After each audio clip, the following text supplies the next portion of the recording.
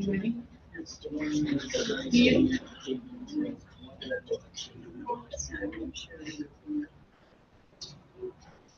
Yes, I'm ready when you are. You are? Okay.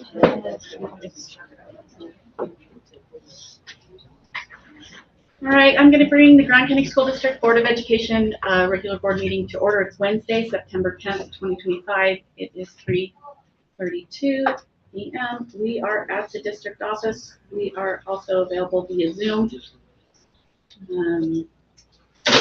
Please silence your cell phones or turn on vibrate or off, please. And if you are here to address the board, to do that, you will need to fill out a speaker card, your name. Also, there is a clipboard, so please sign in with your name as well. And we'll do the Pledge of Allegiance. Happy Allegiance. I pledge allegiance to the flag of the United States of America and to the republic for which it stands, one nation, under God, indivisible, with liberty and justice for all.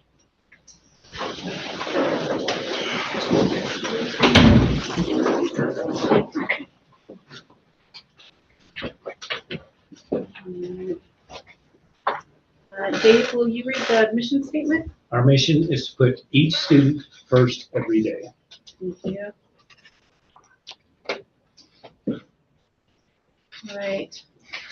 First on the agenda is approval of the agenda. I'll accept a motion. I make a motion to approve the agenda. Your second? A second. Jenna Woodbury makes a motion, Laura Lee Green seconds to approve the agenda. All those in favor say aye. Aye. Aye. That passes 5-0. Next on the agenda is public comment.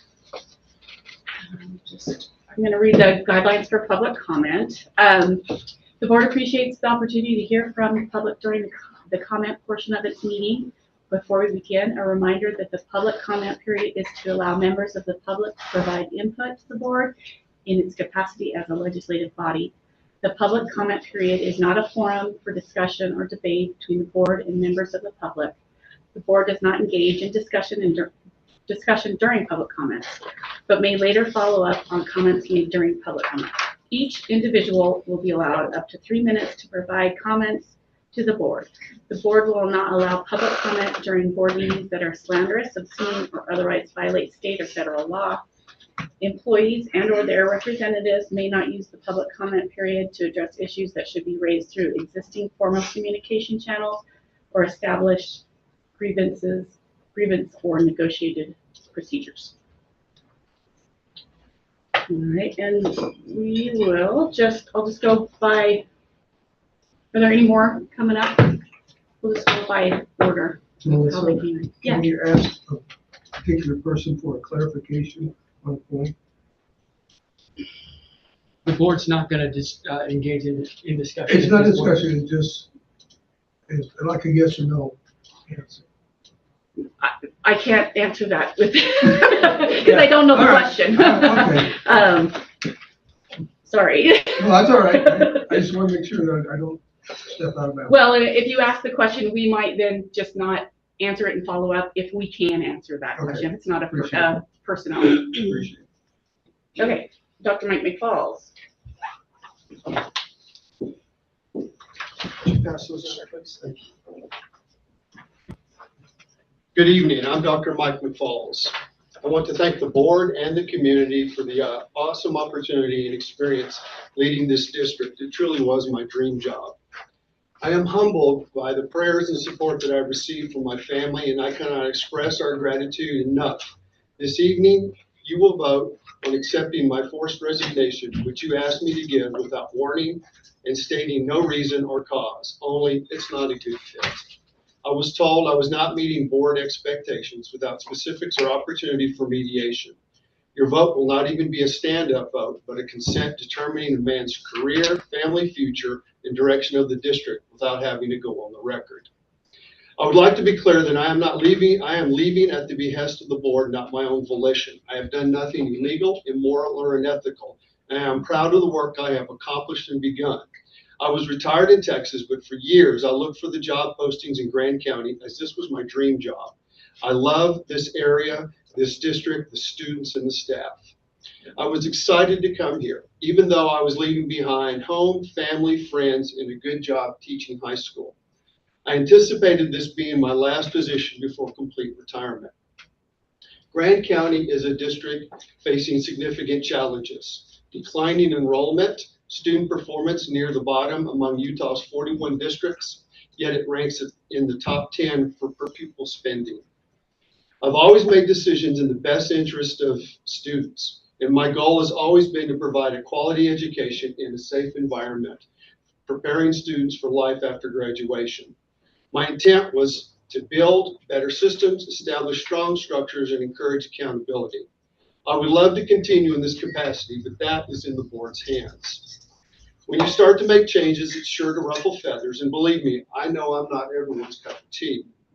But I was all in on Grand County. The staff, students, and community are solid and deserve a district that reflects that. As a team, I wanted to build something special and grow Grand County to become the top rural district in Utah. I serve at the will and pleasure of the board. To this day, I've not had any clue why the board is forcing me to resign. My evaluations were good, my progress substantial, the direction we were going was up. We had purchased curriculum, developed progress monitoring, begun multiple new initiatives, and put a solid team into place to begin to take this district to the next level. I am a Christian. I love Jesus, and I do my best to honor him. This is not a pleasant situation, but I must thank him for the opportunity to trust him. Therefore, I will not burden myself with grudges, ill will, or an animosity toward anyone. If I have offended or hurt anyone, I sincerely and humbly apologize. I lift the district, students, and staff and school board in my prayers, asking for blessings. I wish the best for the board and the district going forward. I will cherish the friendships and the adventures I have enjoyed. We do not wish to leave Moab, and I'm not yet ready to utter the words that Davy Crockett uttered when he left Tennessee for Texas. So we will remain, for the time being, sincerely seeking God's will in our path forward, remembering Jeremiah 29:12. I know the plans that I have for you, to give you a hope and a future. In Romans 8:28, we know that God works in all things for the good of those who love him.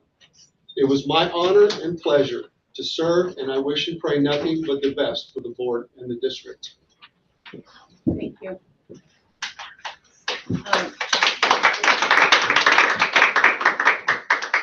Okay, next is Elizabeth McFall.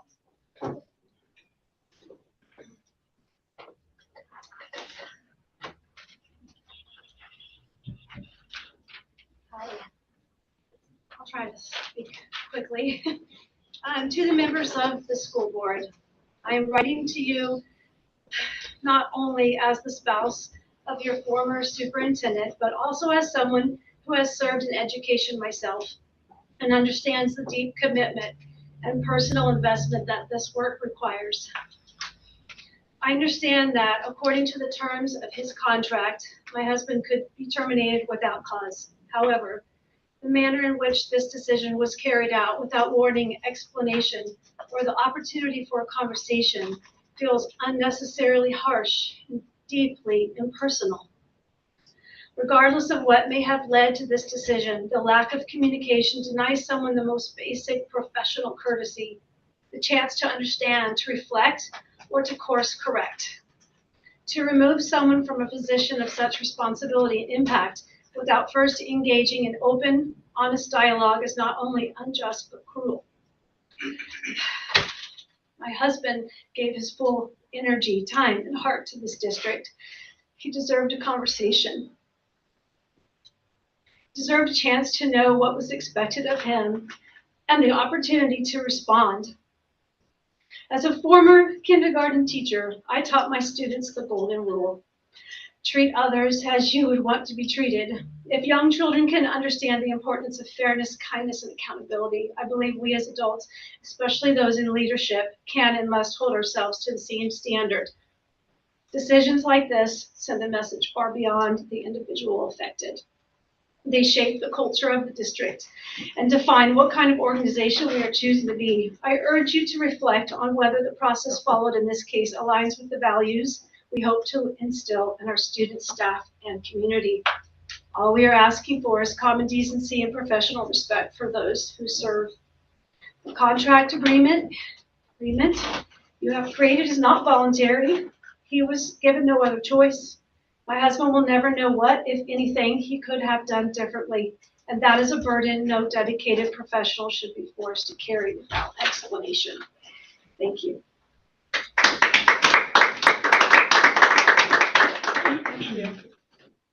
Next is Bernard Radcliffe. Sorry. Well, I'm Bernie Radcliffe, and I have taught in this district for over 3.5 decades.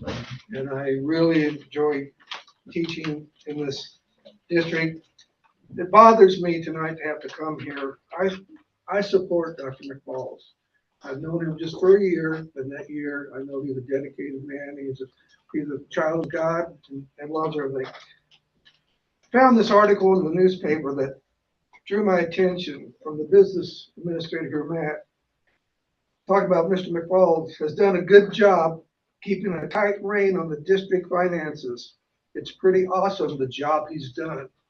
Now, if I had an athlete that did an awesome job such as that, I'd want to keep him on my team. My question that I wanted to ask is, has this changed? I would be happy to discuss that quote with you outside of board meeting. Okay, You should know that it's not representative of a comment that I made and that I did talk with the Times Independent about correcting that. It's actually a quote from Dr. McFalls talking about me keeping a tight rein. If you read the commas,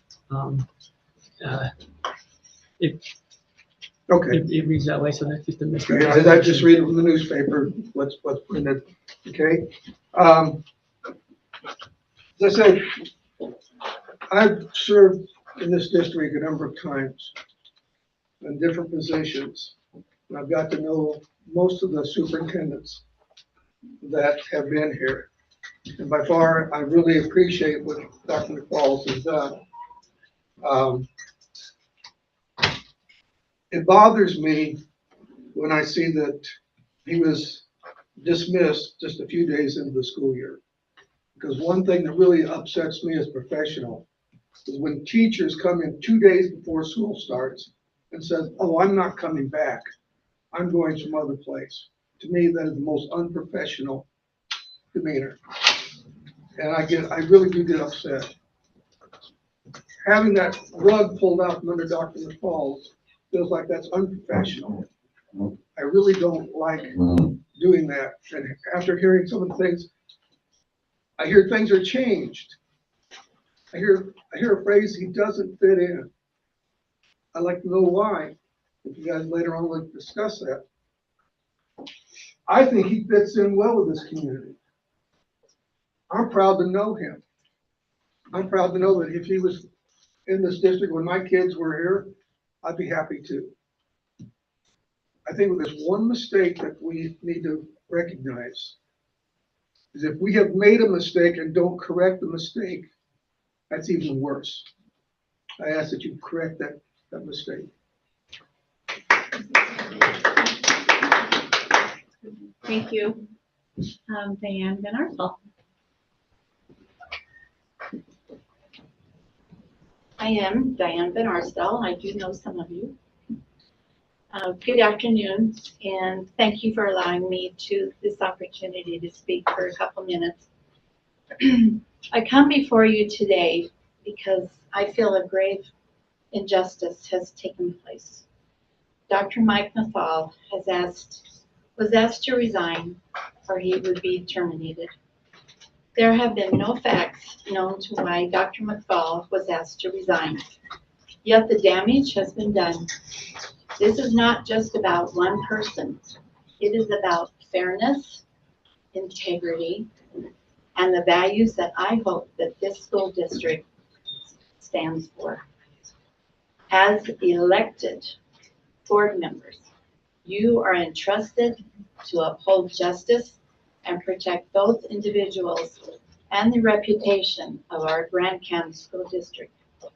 Allowing someone's career to be cut short, a false claim undermines trust, not only for those directly involved, but for everyone who looks to you for wise leadership of this school district. I respectfully urge you, the Grand County School Board, to take action to correct this wrong. That could mean reinstating Dr. McFall as superintendent. Like he said, he's done nothing illegal, immoral, or unethical. I've known him to be a caring individual for his schools and for his students. I know these decisions are never easy, but the right path is clear. Truth and fairness must guide your actions. None of us in this room would want to be treated this way. I thank you for your time and commitment in doing what is just. Thank you. Next is Kyle Van Arsdal.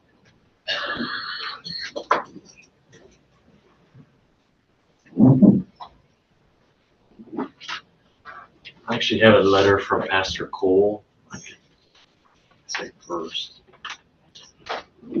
He wasn't able to come. This is the pastor at Moab Baptist Church. Dear school board members, it is with concern that I read the August 27th, 2025 issue of Moab's Times Independent newspaper that the Grand County School Board placed Dr. Mike McFalls, Grand County School District Superintendent, on administrative leave. According to the same Times Independent article, business administrator, I think it's referring to the same quote, Matthew Keys and board president Melissa Bird both issued identical statements saying that the Grand County School Board of Education has no comment. The district does not comment on personal matters or personnel circumstances of our employees. Neither responded to follow-up questions about when the board intends to take up the matter. Dr. McFalls has stated, also according to the Times Independent article, what I can say is I've done nothing illegal, immoral, or unethical. As a parent of 3 Grand County High School alumni and as the pastor of a church congregation with scores of Grand County High School alumni and former employees, and even more who are current students in and employees of Grand County School District, Dr. McFall's dismissal just days into the new 2025-2026 school year leaves this district leaderless, when such leadership is desperately needed with the rollout of the High Reliability Schools Initiative, ongoing construction at Helen M. Knight Elementary, the road construction in front of Margaret L. Hopkin Middle School, and tight finances. The Times Independent also quoted business administrator Matt Keys in its August 12 issue. McFalls has done a good job keeping a tight rein, which is new, on the district finances. It's pretty awesome the job he's done. To name just a few of the challenges facing this school district, without any real substantive explanation to Dr. McFalls, this appears to be nothing more than bullying by this board. Furthermore, your silence is very much a condescending assessment to a very qualified educator with close to 40 years of stellar experience. The decision of the board to treat Dr. McFalls in this way, even though it is without the spectrum of his written contract with them to go for any reason, is a horrible reflection on you as individual members of the Grand County School Board, on our school district, on our community. This has placed an unreasonable and extreme financial, emotional, and professional hardship on him and his family. He deserves far better. Members of Grand County School Board, while you represent the people of your respective districts in this decision, I believe that you do not. I implore you to immediately reverse your decision with apology to this very qualified and capable superintendent, Dr. Mike McFalls. Respectfully signed, Cole J. Howe, pastor. Want this?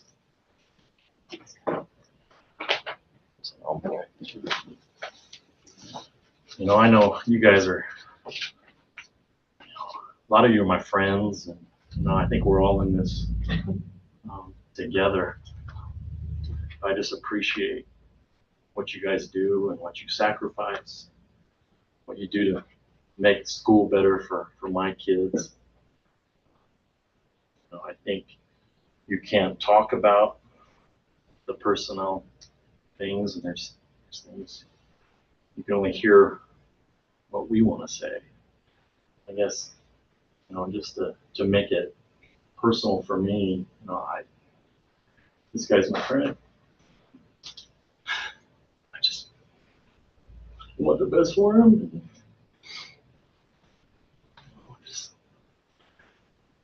want you guys to reconsider it if you could. Thank you.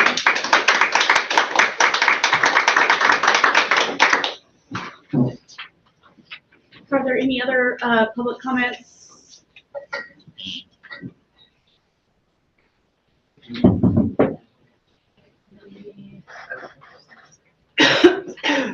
Moving on for items for discussion. We have the SHINE policy, which is DFE, highly needed educator salary supplement. That DFE is, I linked at the bottom under action items. Yeah. Matt, do you want to? So this policy is coming back again. We've looked at it a number of times, but just a reminder, the policy in and of itself, basically a recommended policy from the Utah School Boards Association that just meets the legislative requirements. Really what the board has been discussing, and we've been discussing for the last couple of months, several months, is the exhibit, which is the last page of the exhibit. And just a reminder of our approach. Our approach is kind of my approach that I recommended to the board, and the board had discussion over that, has been to basically follow the structure that was set up by TSSP in the categories that we're looking at. We had some discussion and negotiations in the previous board meeting about looking at hard to fill positions and how to balance the recruitment side with the hard to fill positions with the retention side of keeping people in those positions. You've heard me say in the past that this is the state passing their headache onto us because it's a difficult decision or identifying those high needs areas is complicated. It comes into play, and then when there's a limited amount of money, that changes too. Ultimately, what the final recommendation is, and this is an action item, so that we'll be asking you to approve this later on in the meeting, is that our high needs areas for the SHINE policy be special education, which includes speech language pathologists, secondary math, and secondary science. And that would be a starting place where we would go, very much in line with what TSSP did. However, we have, I don't want to say lessened the requirements, but made it more flexible when it comes to degrees and transcripts and things like that we have more discretion at the local level. But those would be the positions that would be designated as eligible for this stipend. The allocation is there below. It talks about an estimated. That estimated is because it's subject to, based on actual qualifying educators, and then what hard numbers we receive after the major allocation updates. Right now, that would approximately, roughly be about 20 teachers in our district that are eligible for this. And then don't forget, this is a treat that you will get to do every year. We'll be circling back. You have to review this exhibit every year and decide if we want to make tweaks or modifications or alterations to it. But that's the only change since you've seen it last is that updated dropping the term integrated out of the science and just going all secondary science. And then speech language pathologist is part of our special education department. Questions on that? Question, is the stipend paid out year, like in one? So or is it? it's one of those things where we being the legislature may have put the cart before the horse. They want it to be paid out on a 12-month basis so that it's not your typical, because in the past it's been paid either on the trimester, the semester, or one-time end-of-year payment. And they wanted that to be more of a regular thing. I don't know, so that employees could see that in their paycheck every month. But then The deadline for submission is September 15th, which is after the fiscal year has started. So really, are we talking, we just want it over 9 months or 10 months or, so there's some confusion there. Okay. It will continue to be ironed out. I was just thinking about, if we have to revisit this every year, and making sure that, that our employees don't necessarily all expect it. And so how to make sure that if that's Ideally, we'll be bringing this back in the summer months as we're turning fiscal well, as years. a board, yes, So- but even as making sure that, the employees that get it, They have to apply every year. that it's, this is not a given And, thing. and it could change, like Exhibit A could change. And we're just- Yes. It's going to be an education piece on Yeah. their part. And again, it's a headache that's being handed to us gracefully by the state. You have a question, Joe? It's actually September 1st. But do we need to put a revised date? No, this policy, we're playing catch up. I'm open about that. We need to notify, but the deadline I was talking about is our internal reports to the state have to be by the 15th. Oh, So But we don't need to specify in this policy for like an addendum for this year. No, they're giving us forgiveness. Laurie, any questions? No. Kathy? Dave? No? Okay. All right, moving on. We didn't get any, we posted it and we didn't get any I have comments. not received any, I did have one discussion with a staff member, but Okay. Next is construction update. so construction update, good news. We are making good progress on the alternates, the outside of HMK. Cautiously optimistic that could be finished 3 to 4 weeks early, so wrapping up here very quickly.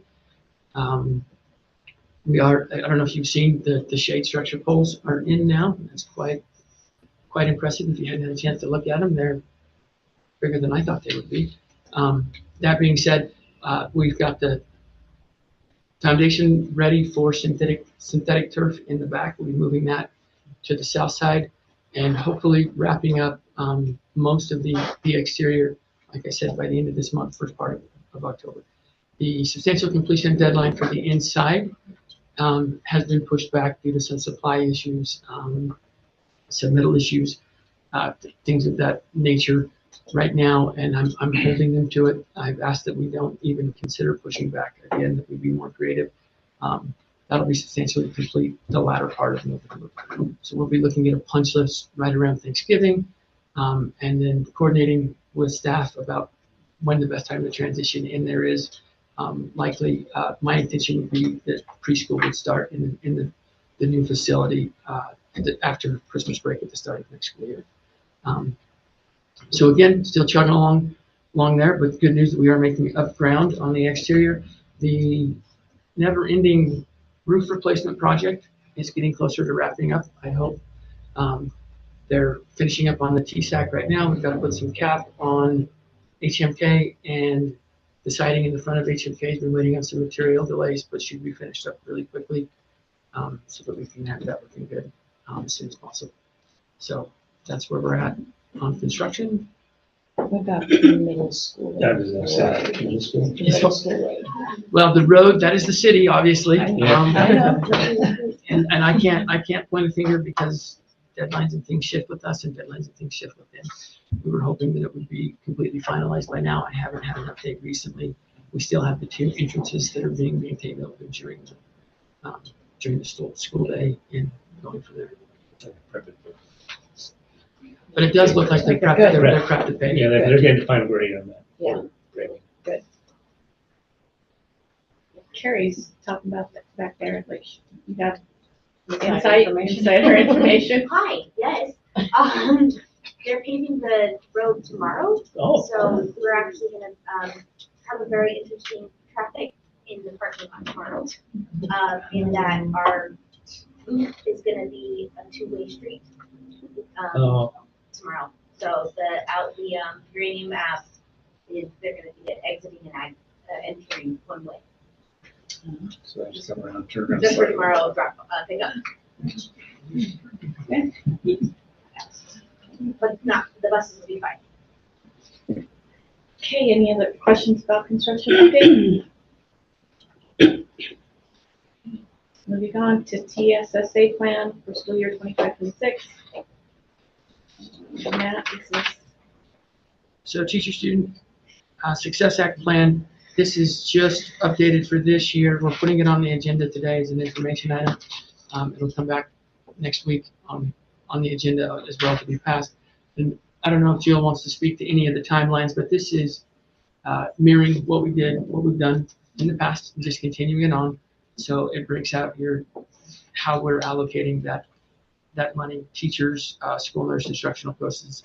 And then there is some of the board local levy that makes up a piece of that. So this is what you guys have approved the last 2 years, Jill, same thing, 2 years. So really it's just an information piece so that we have it on there for the minutes so that we can jump through our hoops and get it taken care of. So if you have any questions about that now, or if you're thinking about it, and again, it'll be on the agenda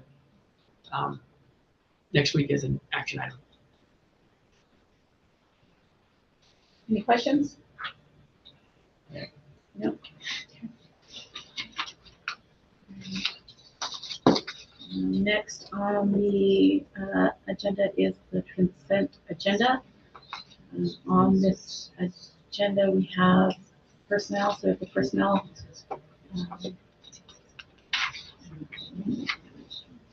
personnel list. We have the ratification of superintendent separation waiver and release agreement. We have final or financial reports from July, which is the detailed check register, expenditure report, and revenue report. And we also have an out-of-state travel from the wrestling team. And I do have a signed copy of that out-of-state travel, because I hadn't signed the one when I got it. Oh, your signature? My signature. I will accept the motion to approve the consent agenda. I'll make a motion to approve the consent. Second. Kathy Williams makes a motion, Dave Gershide seconds to approve consent agenda. Any discussion? All those in favor say aye. Aye. That passes 5-0. Next are the action items. This would be the SHINE policy. This is what we just talked about 10 minutes ago. The board previously reviewed the SHINE policy as presented by the business administrator, Matt Keyes. We now may approve the policy. Someone want to make a motion to approve the SHINE policy? Motion to approve. I'll second that. Jenna Woodbury makes a motion, Laura Lee Green seconds to approve the SHINE policy. Any discussion? All those in favor say aye. Aye. Aye. Passes 5-0. We did have a statement here. Somewhere.